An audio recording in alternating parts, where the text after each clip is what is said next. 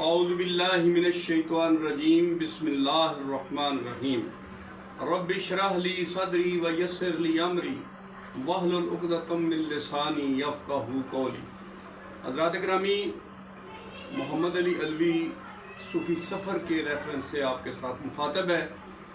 جب حضرت موسیٰ علیہ السلام اللہ تعالیٰ سے ملنے کے لیے، باتیں کرنے کے لیے تشریف لے جاتے تھے تو کافی عرصہ مخاطب ہوتے رہے اللہ تعالیٰ سے، باتیں ہوتی رہیں راز و نیاز کی، پیار محبت کی۔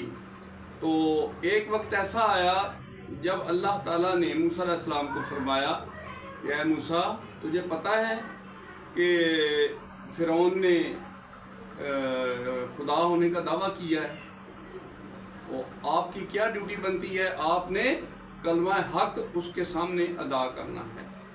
اب آپ کی یہ ڈیوٹی شروع ہو گئی۔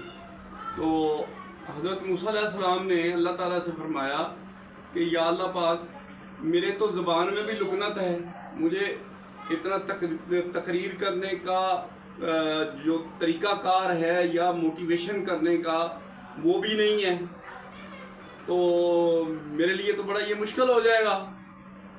تو اللہ تعالیٰ نے فرمایا آپ یہ پڑھیں، یہ دعا اللہ تعالیٰ نے اس وقت حضرت موسیٰ علیہ السلام کو سکھائی، رب اشرح لی صدری ویسر لی امری واحلل عقدۃ من لسانی یفقہوا قولی، کہ یا اللہ پاک میرے ہر امر میں اور میری زبان میں طاقت پیدا کر۔ اب اللہ تعالیٰ کی ذات جب خود ایک موسیٰ علیہ السلام کو سمجھا رہی ہے کہ ایسے کر، تو اس کے ساتھ ایک ہاتھ میں جو ڈنڈا کی سنت ہے، آج بھی صوفیاء کرام جو ہیں یا جتنے بھی ہمارے اکابرین ہیں، بڑے لوگ ہیں، وہ ہاتھ میں چھڑی پکڑتے ہیں یا ڈنڈا پکڑتے ہیں۔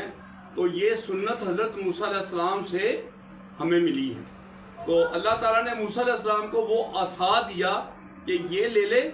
اب دیکھیں، اکیلے موسیٰ علیہ السلام اور آگے جو فرعون ہے اس کے ساتھ بہت زیادہ ہواری اور بڑے اس کے ساتھی، لیکن موسیٰ علیہ السلام کو حکم ہوا کہ جا کے کلمہ حق اس کے سامنے دربار میں جا کے بلند کر، بیان کر۔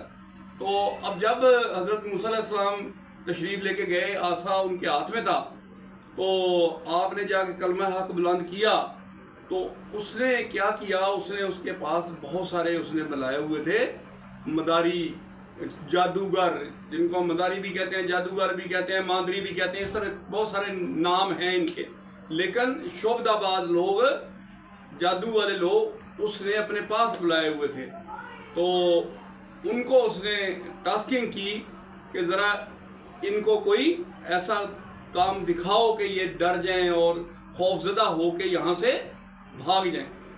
تو انہوں نے جب حضرت موسیٰ علیہ السلام نے تقریر شروع کی یا تبلیغ شروع کی، تو انہوں نے اپنے پاس جو رسیاں تھیں انہوں نے رکھی ہوئی تھی پاس، وہ زمین پہ پھینک دیں۔ جب وہ رسیاں پھینکیں تو وہ کیا بنے؟ سانپ بن گئے۔ تو رسیاں کافی سارے سانپ ہی سانپ ہو گئے۔ تو اب موسیٰ علیہ السلام نے اللہ تعالیٰ سے رجوع کیا کہ یا اللہ پاک، اب میں کیا کروں؟ تو اللہ تعالیٰ نے فرمایا یہ جو عصا میں نے تجھے دیا ہے اس کو پھینک دے۔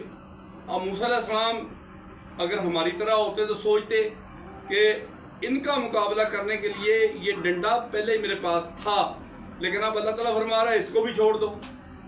لیکن آپ نے فوراً حکم مانا اور وہ چھوڑ دیا، پھینک دیا۔ جیسے ہی وہ نیچے پھینکا ہے تو وہ ایک بہت بڑا اژدہا بن گیا اور اس نے سب سانپوں کو کھا لیا، ہضم کر لیا۔ اس طریقے سے جو پہلا معجزہ اللہ تعالیٰ نے دکھایا حضرت موسیٰ علیہ السلام کے ذریعے، وہ ان سب کی رسیوں کو، سانپوں کو جب کھایا تو وہ سارے کے سارے موسیٰ علیہ السلام پر ایمان لے آئے۔ ان کو پتہ چل گیا کہ یہ کوئی جادو نہیں ہے، یہ اللہ تعالیٰ کا حکم ہی ہے، یہ اللہ تعالیٰ کا نبی ہے، اللہ تعالیٰ کے رسول ہیں، اس لیے ان سے اللہ تعالیٰ نے یہ کام کروایا۔ تو وہ سارے کے سارے مسلمان ہو گئے، وہ حضرت موسیٰ علیہ السلام کی شریعت پہ آ گئے۔ تو اس طریقے سے ہمارے جو اسلاف ہے، جو ہماری تاریخ ہے، وہ انہی چیزوں سے بھری پڑی ہے. تو ہمیں بھی اب توکل کی ضرورت ہے. ہمارے پاس ہر چیز موجود ہے، لیکن جب توکل کی باری آتی ہے تو ادھر ہم کمزور پڑ جاتے ہیں. تو اس لیے ہمیں اپنے توکل کو مضبوط کرنا ہے، اور اس کے لیے تقوی جو ہے نا وہ بہت ضروری ہے. متقی ہونا بڑا ضروری ہے. تقوی کے لیے آپ کو نمبر 1 جو ہے وہ روزے ہیں. آپ ہفتے میں 1 2 3 جتنے بھی روزے آسانی سے رکھ سکتے ہیں رکھیں. ایک تو یہ صحت کے لحاظ سے بہت ضروری ہیں. جتنے بلڈ پریشر، شوگر، کینسر، جتنی بھی امراض ہو رہی ہیں، یہ صرف اور صرف اس لیے ہو رہی ہیں کہ ہمارے پیٹ میں پہلے سے کھانا ہوتا ہے اور وہ ہضم بھی نہیں ہوتا، اور ہم اوپر سے اور کھانا شروع کر دیتے ہیں. اس لیے ہمیں کرنا کیا ہے؟ ہمیں اپنے آپ کو اس لیے تیار کرنا ہے کہ ہم اللہ تعالیٰ کا پیغام دنیا تک پہنچائیں. تو اگر فٹنس ہوگی تو ہم پہنچائیں گے نا. تو اس لیے صوفی کا کام یہ نہیں ہے کہ صوفی کھا پی کے سو جائے اور موجے کرتا پھرے. نہیں، اس کے ذمہ اللہ تعالیٰ نے ذمہ داری لگائی ہے. تو اس کو متقی ہونے کے لیے روزے رکھنے پڑیں گے، نماز کی پابندی کرنی پڑے گی.